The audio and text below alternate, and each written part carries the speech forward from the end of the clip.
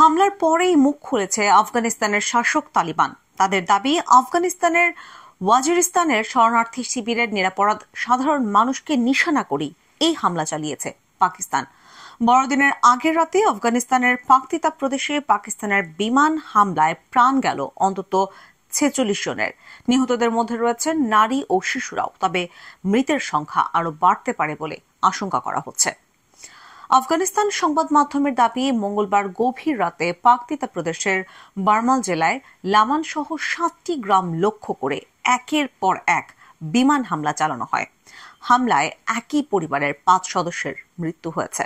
পাশাপাশি একাধিক নারী ও শিশুসহ মৃত্যু হয়েছে আরো অন্তত 10 জনের। কিছু কিছু সংবাদ মাধ্যমের দাবি, হামলায় নিশ্চিহ্ন হয়ে গেছে বারমালের মুরগো বাজার গ্রামটি।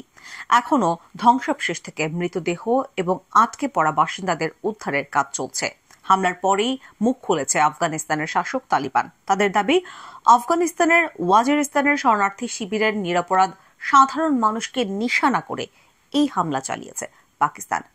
তাদের প্রতিরক্ষা মন্ত্রকের তরফে হুঁশিয়ারি দিয়ে জানানো হয়েছে, নিজেদের ভূমি এবং সার্বভৌমত্ব রক্ষার্থে শীঘ্রই এই হামলার পাল্টা জবাব দেওয়া হবে। উল্লেখ্য, গত কয়েক মাস ধরে পাকিস্তানি সেনার ওপর হামলা বাড়িয়েছে পাকিস্তানের পাক তালিবানি জঙ্গি গোষ্ঠী তেহরিক-ই-তালিবান পাকিস্তান টিটিপি। উল্টোদিকে পাকিস্তানও আফগানিস্তানের বিরুদ্ধে টিটিপিকে আশ্রয় দেওয়ার অভিযোগ এনেছে। এরপরই আফগানিস্তানকে নিশানা করেছে পাকিস্তান।